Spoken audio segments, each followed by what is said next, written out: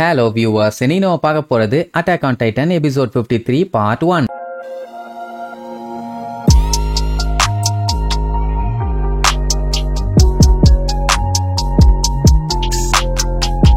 Open பண்ணா போன episode Bertolt colossal டைட்டனா மாறி கையில கிடைக்கிற வீடு எல்லாத்தையுமே அடிச்சு நொறுக்கி அப்படியே நெருப்பு மலையா தெறிக்க விட்டுட்டு இருந்தால. அப்போ கோனி இருந்துட்டு அங்க உடஞ்ச ஒரு வீடு வந்து எரனோட வீடு அப்படின்னு சொல்லிட்டு லூசு மாதிரி சிரிப்பான். ஷாஷா மண்டேலே ஒரு போட்டு வாயை மூடிட்டுறான்பா. இவங்களுக்கு நல்லா புரிஞ்சு போச்சு, அவன் மொத்த இடத்தையும் அடிச்சு நொறுக்கி எல்லா இடத்தையுமே கொழுந்து விட்டு எரிய உள்ளான்னு பிளான் பண்ணிட்டான். அப்பந்தானே யாரும் எங்கேயும் தப்பிக்க முடியாது. அதை பார்த்துக்கிட்டு இருக்க எரனுக்கு பத்திக்கிட்டு வரும். எவ்வளவு தைரியம் இருந்தா என்னோட சிட்டிய நீ இந்த மாதிரி பண்ணுவேன், மவனே உன்னை சும்மா விட மாட்டான்னு பல்ல கடிச்சுட்டு இருப்பான். இங்க மத்தவங்க எல்லாம் அர்மினு சீக்கிரமா ஆர்டர் கொடு, நெருப்பு நம்மள நோக்கி வந்துகிட்டு இருக்கு, ஏதாச்சும் பண்ணணும்பா. அவன் அங்க பேய் அடிச்ச மாதிரி இருப்பான். கடைசியில ஏன் தலையை உருட்ட ஆரம்பிச்சிட்டீங்களாடான்னு ஆல்ரெடி பெர்டோல்ட் கிட்ட பேசும்போதே அவன் கையெல்லாம் நடுங்கிட்டு இருந்துச்சு. அவன் பார்த்துட்டு உன்னால எல்லாம் எதுவும் பண்ண முடியாதுன்னு ஓப்பனாவே சொல்லிட்டான். அதனால இவன் இருந்துட்டு ஜீனு என் பிளேஸ நீ எடுத்துக்க, எனக்கு என்ன பண்ணும் ஏது பண்ணுன்னு இப்ப சுத்தமா தெரியல, என்னால எல்லாரும் செத்துருவாங்க போல, நான் பெர்டோல்ட்ட தப்பா இடம் போட்டுட்டேன், என்னை விட நீ தான் பெட்டரா பிளான் பண்ணுவ, அதனால நீயே பாத்துக்க என்ன ஒண்ணு. அவனுக்கும் வேற வழி இல்லாம என்ன பண்றதுன்னு சுத்தி முத்தி பார்த்துட்டு அங்க ரிவர் இருக்கு, நம்ம அங்க போயிருவோம், யாரும் கியர்ஸை யூஸ் பண்ணாதீங்க,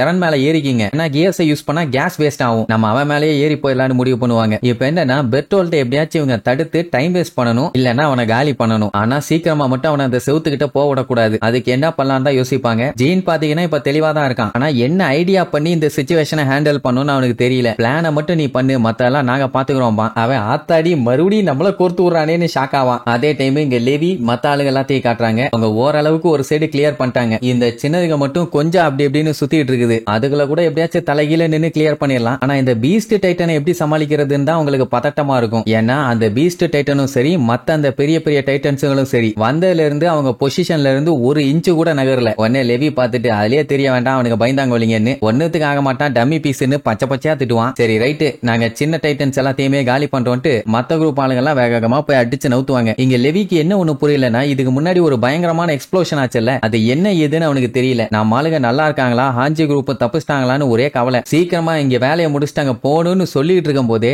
ஏகப்பட்ட கல்லுங்க அங்க சடன்னு வரும். எல்லாம் அந்த இடத்த அடிச்சு நவுத்திட்டு இருக்கும். என்ன திடீர்னு இப்படி கல்லு மலையா பொழியுதேன்னு பாத்துக்கிட்டு இருக்கும் போதே ஆளுங்க பூரா அந்த கல்லுல சிக்கி செதஞ்சுக்கிட்டு இருப்பாங்க. பண்றது யாருன்னு பார்த்தா அந்த பீஸ்ட் டைட்டன் கல்ல உருட்டி தூக்கி வீசிட்டு இருக்குது. அதுக்கு அந்த குவாட் டைட்டன் வந்து ஹெல்ப் பண்ணுதுன்னு வைங்களேன். இந்த பீஸ்ட் டைட்டன் என்ன பண்ணுது, பெரிய கல்லா எடுத்து அதை நல்லா நொறுக்கி நான் கேம் விளையாட போறேன் வார்ம் அப் பண்றேன்னு சொல்லிட்டு இஷ்டத்துக்கு தூக்கி வீச ஆரம்பிச்சிருச்சு. இத பார்த்த எர்வின் டே முட்டா பழகலாம், எல்லாம் சேஃப்டியா எங்கேயாச்சும் போய் மறைஞ்சுக்கிங்க, இல்ல செத்துருவீங்கம்மா. லெவி பாத்தீங்கன்னா இதுக்கு மேல லேட் பண்ண கூடாதுன்னு அடிச்சு புரண்டு போவான் அந்த பீஸ்ட் டைட்டனை போட்டு தள்ளுறதுக்காக. இங்க கல்லுல சிக்கி சின்னாபின்னமான டீம் எல்லாம் அப்படியே எந்திரிச்சு பாப்பாங்க. மறுபடியும் பீஸ்ட் டைட்டனு கல்ல உருட்டிட்டு வீசுமா, ஐயோ எஸ்கேப் ஆகணுமேனு சொல்லி ரியாக்ட் பண்றதுக்குள்ளேயே ஏகப்பட்ட பேர் சிக்கி சின்னாபின்னமாயி செத்து போவாங்க. பாடி பார்ட்ஸ் எல்லாம் பிச்சுக்கும். அப்படியே அவங்க கதற சவுண்ட் மட்டும் தெளிவா கேட்கும். அதை பார்த்துக்கிட்டு இருந்த ஒரு குரூப் எல்லாம் என்னையா நடக்குது, என்ன கெனான்ஸை வச்சு எனிமீஸ் எல்லாம் அட்டாக் பண்றாங்களான்னு கேட்டுட்டு இருப்பாங்க. ஏன்னா தூரமா இருந்து எனிமீஸ் என்ன பண்றாங்க ஏது பண்றாங்கன்னு இவங்களுக்கு தெரியல. செவுத்து பக்கத்துல இருக்காங்க, 100 பேருக்கு மேல இருக்காங்க போல, அவ்வளவு அட்டாக் பண்றாங்க அப்படிங்கிற மாதிரி நினைச்சிட்டு இருப்பாங்க. மார்லோ தான் பதட்டப்படாதீங்க, ஹார்ஸ் எல்லாத்தையுமே பத்திரமா பாத்துக்கங்க, அதுங்கெல்லாம் பயந்து ஓடிற போகுதுன்னு சொல்லிட்டு இருப்பான். அப்ப லெவி வந்து பீஸ்ட் டைட்டன் கல்ல விட்டு அடிச்சுட்டு இருக்குது, நீங்க சீக்கிரமா குதிரையை கூப்பிட்டுட்டு செவுத்துக்கிட்ட போங்க, அப்பதான் தப்பிக்க முடியும்னு சொல்லிட்டு இருக்கும் போதே அடுத்தடுத்து கல்லு வந்துகிட்டே இருக்கும். அதுல ஒருத்தன் வாய் விட்டுருப்பான் நம்ம ஆளுகிட்ட, பெரிய வீரன் சூராதி சூரன் மாதிரி பிரவுன் ஹேர் வச்சிருக்கவன். அவன் பாத்தீங்கன்னா ஓடாம அங்கேயே உட்கார்ந்து நடுங்கிட்டு இருப்பான். இங்கே உட்காந்தீங்கன்னா செத்துருவாடா எடுபட்ட பையலன்னு சொல்லி லெவி தான் கூட்டு போவான். அந்த டைம் எர்வின் வந்து நிலைமை ரொம்ப மோசமாகிட்டே போகுது. அவன் ஆல்ரெடி ஃபர்ஸ்ட் ரோல இருக்க வீடு எல்லாத்தையுமே நொறுக்கிட்டான். அதே மாதிரி திருப்பி பண்ணிட்டு இருந்தான்னா மொத்த வீடுகளும் கண்ணா பின்னான்னு செதறி போய் பிளே கிரவுண்ட் மாதிரி ஆயிரும். அதுக்கப்புறம் நமக்கு மறையறதுக்கு கூட இடம் இருக்காது. சரி இங்கே தான் பஞ்சாயத்து ஆகுது, அந்த பக்கமா போலான்னு பார்த்தா அங்க கொலோசல் டைட்டன் அட்டூழியம் பண்ணிட்டு இருக்குது. அது பண்ற அட்டாக்ல அந்த மொத்த இடமுமே கபன்னு எரிஞ்சுட்டு இருக்குது. இப்ப என்னன்னா கல்லுல இருந்து எஸ்கேப் ஆகணும்னா இவங்க குதிரைகளை விட்டுட்டு போயாகணும். அப்படி ஒருவேளை இவங்க தப்பிக்க ட்ரை பண்ணாங்கன்னா அதுக்கப்புறம் ஜெயிக்கிறதுக்குன்னு ஒரு ஹோப்பே இல்லாம போயிடும். சரி ஹாஞ்சி குரூப் எங்க எரன் ஓகேவான்னு கேட்டா எனக்கு தெரியலன்னு இருவாரு. ஆனா நிறைய பேர் எக்ஸ்ப்ளோஷன்ல சிக்கி சின்னாபின்னமாயிட்டாங்கன்னு மட்டும் தெரியும். ஏன்னா அந்த எக்ஸ்ப்ளோஷன் டைரக்டா வந்து அடிச்சிருக்குது. பீஸ்ட் டைட்டன் சும்மா இல்ல, சின்ன டைட்டன் எல்லாத்தையுமே வச்சு நம்ம சோல்ஜர்ஸ் எல்லாத்தையுமே ஒரே இடத்துல லாக் பண்ண பிளான் பண்ணி இருக்குது. ட்ரிக்கோட ஸ்குவாடு, மார்லேனோட ஸ்குவாடு, கிளாஸோட ஸ்குவாடு, இவங்க எல்லாருமே அந்த சின்ன டைட்டன்ஸை போக்கஸ் பண்ணிட்டு இருந்தாங்க. ஆனா பீஸ்ட் டைட்டன் கல்ல விட்டு அடிச்சதுல அவங்க எல்லாருமே செத்து போயிட்டாங்க. இப்போதைக்கு இவங்க கிட்ட மிச்சம் இருக்க ஸ்குவாடு ஸ்குவாடு புதுசா சர்வே காப்ஸ்ல சேர்ந்த இந்த கத்துக்குட்டிங்க தான். அதுக்கப்புறம் கேப்டன் லெவி,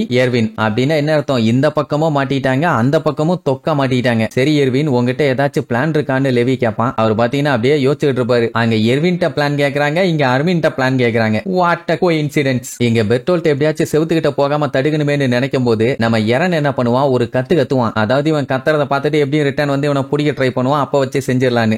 செய்யறது கஷ்டம்னாலும் அவனை டைவர்ட் பண்ணலாம்ல அதுக்காக. ஆனா அவன் திரும்பி பார்த்துட்டு அட போடா அப்படின்ட்டு அவன் பாட்டுக்கு போயிட்டு இருப்பான். ஐயோ அந்த லூசு பையில அப்படியே மூவ் பண்ண விட்டா பஞ்சாயத்தாச்சே. சரி வேற வழி இல்ல, அவன் காலை வாரி விட்டு கீழே தள்ளி விட்டாதான் சரிப்பட்டு வரும் அப்படின்னு சொன்ன உடனே எரன் அவன் காலை வாரி விட்டுலான்னு வேகமா ஓடுவான். கோனிக்கு ஒரு விஷயம் புரியல. அப்படி காலை வாரி விட்டு கீழே தள்ளி விடுறதெல்லாம் ஓகே தான், ஆனா எப்படி அவன் கூட சண்டை போட்டு ஜெயிக்கிறது? அந்த லூசு பையன் பாத்தீங்கன்னா அவன் பாடியில இருந்து ஸ்டீமை பயங்கரமா எமிட் பண்றான். அதுல கொஞ்ச நேரம் இவங்க மாட்டினாலே தந்தூரி ஆயிருவாங்க. இவங்களோட 3D மேனுவர் கியர்ஸ் எல்லாம் வேலைக்கே ஆகாது. அதெல்லாமே நம்ம ஆளுகளுக்கும் தெரியுது. பட் இதை விட்டா வேற வழி இல்லையே. மிகாசா என்ன சொல்லுவா, நீங்க போய் டிஸ்ட்ராக்ட் பண்ணுங்க, நான் அவனை போட்டு தள்ளுறேன். கோனி உன்னோட ஸ்பியர்ஸ் ரெடியா வச்சுக்க, நான் கேட்கும் போது அதை வச்சு அடிச்சிரும்பா. ஜீன் அர்மின்ட்ட நீ வர வேண்டாம், ஜஸ்ட் அப்சர்வ் மட்டும் பண்ணு, கண்டிப்பா அவனை பீட் பண்ண உனக்கு ஏதாச்சும் வழி கிடைக்கும் அப்படின்னு சொல்லிட்டு வாங்க களத்துல இறங்கலாம் அப்படின்னு ஆளுக்கு ஒரு திசையில போவாங்க. இறன் அந்த டைம் கொலை வெறியில அட்டாக் பண்ண போவான். நீ ஹைட்டா மட்டும் தான் இருக்கிற, மத்தபடி நீ வெத்து வேட்டு, உன்னை கண்டிப்பா பொலந்து கட்டாம விட மாட்டான்டான்னு அவன் காலை போய் பிடிப்பான். அட்லீஸ்ட் அவன் முட்டி சைஸுக்கு இருந்தானா கூட பரவாயில்ல, அதுலயும் பாதி தான் இருக்கான். அப்படி போய் பிடிச்சா அவனை நிப்பாட்ட முடியுமா? காலை அப்படியே பின்னாடி இழுப்பான். ஷாஷா பார்த்துட்டு ஐயோ பின்னாடி இழுக்கிறான், ஏதோ பண்ண போறான், கொஞ்சம் கேர்ஃபுல்லா இருன்னு கத்திட்டு இருப்பாங்க. ஆனா அவன் என்ன பண்ணுவான், பின்னாடி இழுத்து ஓங்கி ஒரு உதை நம்மால அங்க இருக்க வால்ல போய் தெரிச்சு விழுவான். எவ்வளவு டிஸ்டன்ஸுக்கு உதச்சிருக்கான்னு பாருங்க. ஆக்சுவலா அவங்களுக்கு எரன் தேவை. அப்படி இருக்கும்போது எதுக்காக இப்படி அடிச்சான்னு சொல்லி எல்லாத்துக்குமே ஷாக்கு. அந்த டைம் எரனை காட்டுவாங்க, வாய பொழந்தா மேனிக்கு பேன்னு கிடப்பான். பின்ன தெரிச்சு வந்து விழுந்திருக்கானே. லெவியும் எர்வினும் பார்த்துட்டு பதறுவாங்க, என்ன இவனுக்கே இந்த நிலைமையா பறக்க விட்டுருக்கானுங்க, ஐயோ அடுத்து என்ன பண்றதுன்னு பதட்டம். அதுலயும் மிகாசாலாம் பார்த்துட்டு ரொம்பவும் பதறிட்டு இருப்பான். ஏன்னா எரன்ட்ட மூமெண்டே இல்ல, அதனால ரொம்பவும் பதறுவா. ஜீன் தான் இருந்துட்டு அவன் கண்டிப்பா செத்து இருக்க மாட்டான், நம்ம இந்த மான்ஸ்டரை கொல்ற வேலையை பார்ப்போம். ஆனா அதுக்காக எந்த ஒரு பிளானும் இல்லாம சும்மா அடிச்சு புரண்டு அதை நோக்கி ஓட முடியாது, அது சூசைட் பண்ணிக்கிறதுக்கு சமம். அதனால என்ன பண்ணலாம், ஏதாச்சும் பிளான் இருக்குதா? அப்படி இல்லன்னா ஹியூமனிட்டியோட ஃபியூச்சர் இதோட முடிவுக்கு வருது, இதுக்கப்புறம் நம்மளால எதுவும் பண்ண முடியாது, அதுக்காக உட்கார்ந்து வேடிக்கையும் பார்த்துட்டு இருக்க முடியாதுல்ல, வாங்க கடைசி வரைக்கும் போராடி பார்த்துடலான்னு ஜீனு கத்திக்கிட்டே வருவான். அவனை ஃபாலோ பண்ணி எல்லாரும் வருவாங்க. இப்ப என்னன்னா தண்டர் ஸ்பியரை பத்தி அவனுக்கு தெரியாது, அதனால கோனி, ஷாஷா, ஜீனு இவங்க 3 பேர் சேர்ந்து அவனை டிஸ்ட்ராக்ட் பண்ண போவாங்க. மிகாசா நம்ம பிளான் படி அவனை விடாத போட்டு தள்ளுன்னு போகும்போது இவங்க மேல போய் அவனை பச்சை ஆத்துட்டுவாங்க. அவங்களுக்கே தெரியுது இதெல்லாம் ஒரு உருப்படியான டிஸ்ட்ராக்ஷனே கிடையாதுன்னு. பட் இருந்தாலும் ஏதாச்சும் பண்ணுவோம், மிகாசா அந்த கேப்ல போய் அட்டாக் பண்ணுவான்னு நினைச்சிட்டு இருக்கும் போதே கரெக்டா பின்னாடி பாஞ்சு வருவான். வந்த ஸ்பியரையும் விட்டு அடிப்பான். ஆனா அவன் உசாராயிட்டான். அவன் பாடியில இருந்து ஸ்டீமை ரிலீஸ் பண்ணுவான் பாருங்க. அந்த அட்டாக் பண்ண ஸ்பியர் இவங்க போட்ட ஹூக்கு எல்லாமே பிச்சுக்கிட்டு போயிடும். அதை பார்த்தோன்னா அர்மின் பதறுவான். ஏன்னா தண்டர் ஸ்பியரை நம்பிதான் இவங்க எல்லாருமே களத்துல இறங்கினாங்க. அதுவே அவனோட ஸ்டீம் கிட்ட வேலைக்கு ஆகலையே. நிறைய பேருக்கு கையை தொண்டை மூஞ்சின்னு அப்படியே எரிஞ்சு போச்சு, தொண்டையெல்லாம் வறண்டு போச்சு, பேச முடியல. மிகாசாவுக்கு பயங்கரமான காயம், வேற ஒண்ணும் இல்ல, அந்த தண்டர் ஸ்பியர் அவ கை கிட்ட வந்து வெடிச்சிருக்கும். அதனால சின்ன காயம், ஒன்னும் பிரச்சனை இல்லாம்பா. சரி நீ ஏதாச்சும் கண்டுபிடிச்சியா, அவனை கவுண்டர் அட்டாக் பண்ண முடியுமா அப்படின்னு கேட்டவனே அப்படியே பேனு நின்னுட்டு இல்லாம்பா. அந்த டைம் பின்னாடி இருந்து ஏதோ செவுத்த உடச்சுக்கிட்டு வர சவுண்ட் கேட்கும். அதை பார்த்துட்டு எல்லாத்துக்கும் தூக்கி வாரி போடும். என்னடான்னு பார்த்தா ஆர்மர்டு டைட்டனு, வேற ஒண்ணும் இல்ல, பழையபடி ரெக்கவர் ஆயிட்டான். போச்சா, ஆல்ரெடி ஒருத்தனை சமாளிக்கிறதுக்குள்ளேயே படாத பாடுபட்டு இருக்காங்க, இதுல இன்னொருத்தனும் கிளப்பிக்கிட்டு வந்துட்டான். இனி இதுக்கப்புறம் நம்ம ஆளுங்க 2 பேர்த்தையும் சமாளிக்கிறாங்களா இல்ல சிக்கி சட்னி ஆக போறாங்களான்னு அடுத்தடுத்த எபிசோட்ல பார்க்கலாம். டாடா.